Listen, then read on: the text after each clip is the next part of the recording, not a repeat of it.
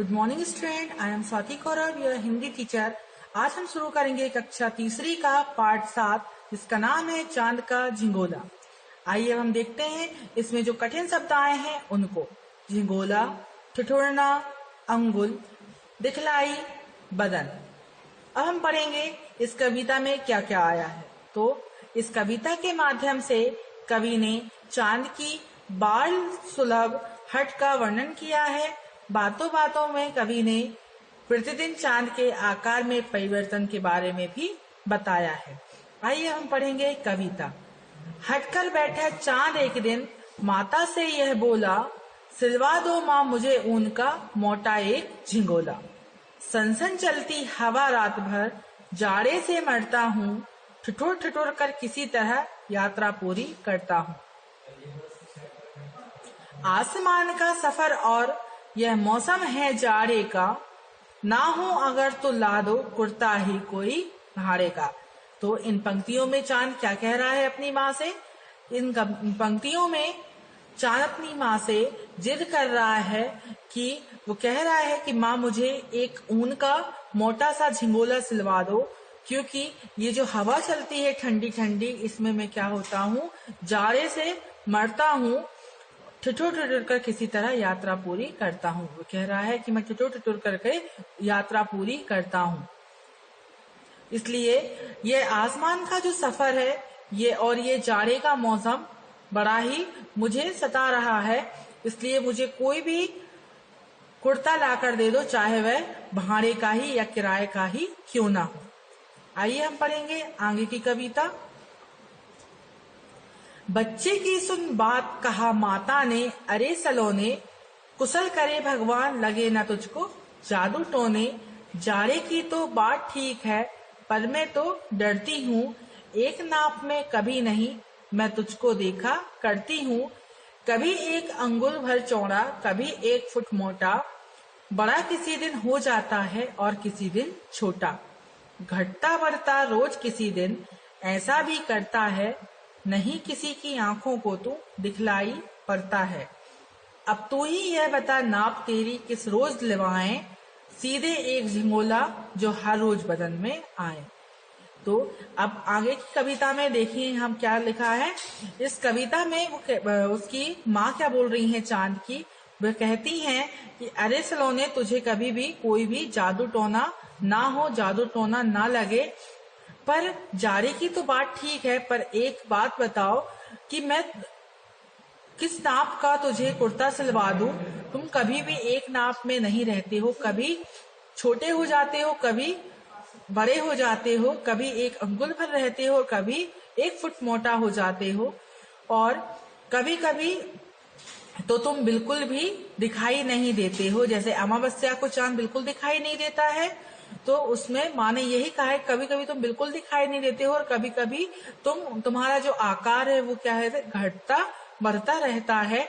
अब मैं तुझे अगर झिंगोला सिलवा ही दूं तो कौन से नाप का सिलवाऊं, ऐसा कोई नाप बता दे जिससे ऐसा झिंगोला सिलवा दूं जो तेरे हर रोज बदन में आ जाए। इस कविता में ये बताया गया है। ये कविता लिखी है श्री रामधारी सिंह दिनकर जी ने। इसके जो कवि हैं वो थे। आइए हम देखेंगे अभ्यास। अभ्यास में सबसे पहले पाठ ज्ञान। पाठ ज्ञान में मौखिक प्रश्न में का पहला प्रश्न है, माँ से चांद किस चीज के लिए हट कर बैठा है? बताइए, माँ से चांद किस चीज के लिए हट कर बैठा है?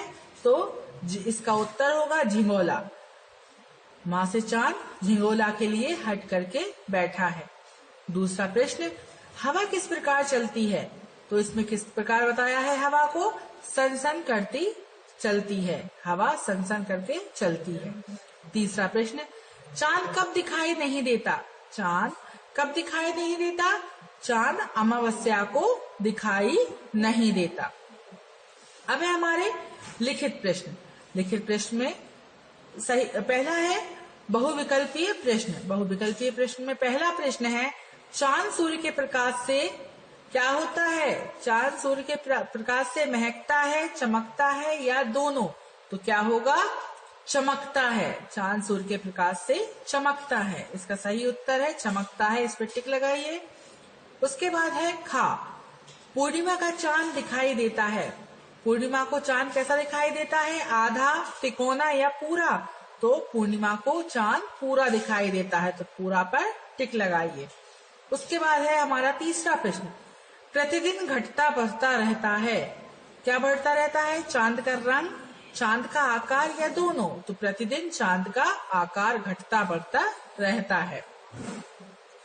अब है रिक्त स्थानों को पूरा कीजिए। अब हम करेंगे रिक्त स्थानों को पूरा। तो पहला है, खालिस्तान कर बैठा खालिस्तान, एक दिन माता से यह बोला खालिस्तान, माँ मुझे ऊन का एक मोटा खालिस्तान। तो यहाँ क्या आएगा? हट कर बैठा। दूसरे खालिस्तान में आएगा चांद, फिर तीसरे खालिस्तान में आएगा सिलवा दो, और आखिरी में क्या आएगा? झिंगोला। फिर है दूसरा प्रश्न, बच्चे की सुन बात कहा माता ने। क्या कहा? अरे सलोने। तो ये वाले खालिस्तान में क्या आ जाएगा? अरे सलोने।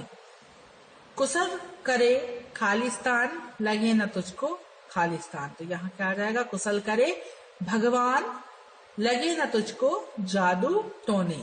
तो ये दूसरे वाले खालिस्तान में ये आ जाएगा। अब है मेल मिलाइए। मेल मिलाना है हमको।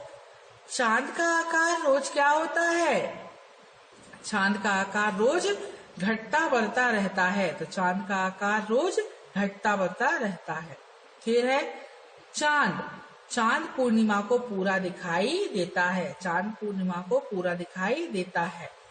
फिर तीसरा है, चांद को बच्चे के रूप में चित्रित किया गया है। इसका पहला होगा, चांद को बच्चे के रूप में चित्रित किया गया है।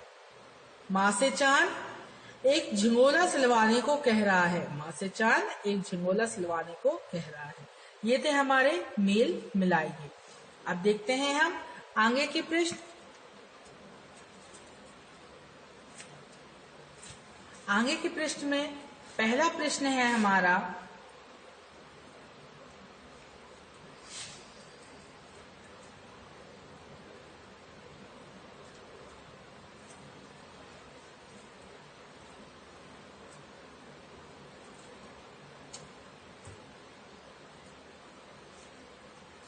पहला प्रश्न, निम्नलिखित प्रश्नों के उत्तर दीजिए। का माँ से चांद क्या हट करता है? तो इसका उत्तर है, चांद अपनी माँ से एक झिंगोला सिलवाने की हट कर रहा है। चांद अपनी माँ से एक झिंगोला सिलवाने की हट कर रहा है। दूसरा प्रश्न, चांद अपनी यात्रा किस प्रकार पूरी करता है? इसका उत्तर है, चांद ठिठुर ठिठुर कर अपनी यात्रा पूरी करता है। इसका उत्तर है। तीसरा प्रश्न, माँ चांद का कुर्ता क्यों नहीं सिलवा पाती? माँ चांद का कुर्ता क्यों नहीं सिलवा पाती?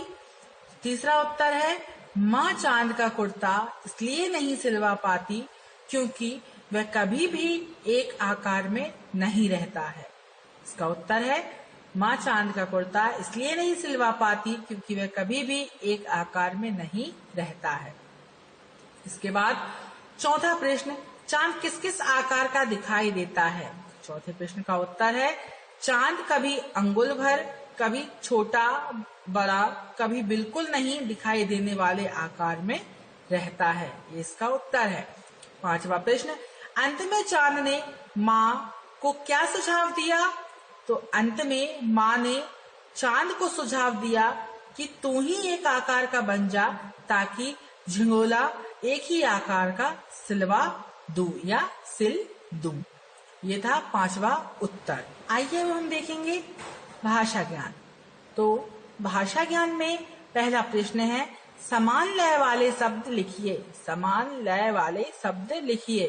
तो बोला झिंगोला, बोला झिंगोला, जाड़े आड़े, जाड़े आड़े, सलोने जादू टोने, सलोने जादू टोने, करता मरता, करता मरता, मरता करता, डरती करती, मोटा छोटा, लेवाए आए। ये थे हमारे समान लय वाले शब्द। समान लय वाले शब्द जो जिनको बोलने में एक जैसा लगे वो कहलाते हैं समान लय वाले शब्द। आइए हम देखेंगे प्रश्न दूसरा, बहुवचन बनाइए। हवा का बहुवचन क्या होगा बताइए? हवा का बहुवचन होगा हवाएं। माता, माता का बहुवचन क्या होगा? माताएं। आंख, आंख का बहुवचन क्या होगा बताइए जल्दी से? आंख का बहुवचन होगा आंखें। आंख का बहुवचन आंखें। झिंगोला, झिंगोला एक शब्द है, इसका बहुवचन में, बहुवचन मतलब क्या होता है? बहुत सारे। झिंगोला का बहुवचन क्या हो जाएगा? झिंगोले। कुर्ता, कुर्ता का बहुवचन क्या हो जाएगा? कुर्ते। बच्चा, बच्चा का बहुवचन क्या हो जाएगा? बच्चे। ये थे हमारे बहुवचन। अब देखिए तीसरा प्रश्न जो है वह है रेखा खींचकर शब्दों को उनके पर्यायवाची शब्द से मिलाइए। रेखा खींचकर शब्दों को उनके पर्यायवाची शब्द से मिलाइए। इसमें पहला एक उदाहरण भी दिया है चांद। चांद को हम क्या कहते हैं? राकेश भी कहते हैं, शशि भी कहते हैं, मयंक भी कहते हैं। तो चांद का पर्यायवाची राकेश, शशि, मयंक। अब है हवा। हवा का पर्यायवाची क्या होगा? हवा का पर्यायवाची होगा वायु, पवन, समीर। वायु, पवन, समीर ये हवा के पर्यायवाची शब्द हैं। फिर है आसमान। आसमान के पर्यायवाची शब्द क्या है?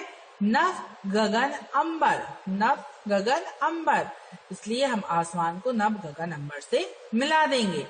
फिर है रात। रात का पर्यायवाची क्या होता है? रात का पर्यायवाची होता है रात्रि, निशा, रजनी।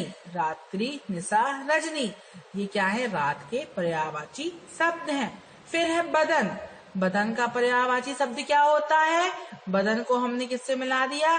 देह, तन, शरीर। देह, तन, शरीर ये क्या है? हमारे बदन के पर्यायवाची शब्द हैं। अब ये है रचनात्मक कार्य।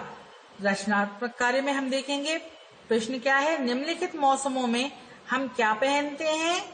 जाड़े में हम क्या पहनते हैं? ऊनी कपड़े। जाड़े में हम ऊनी कपड़े पहनते हैं ना, मतलब ठंड में।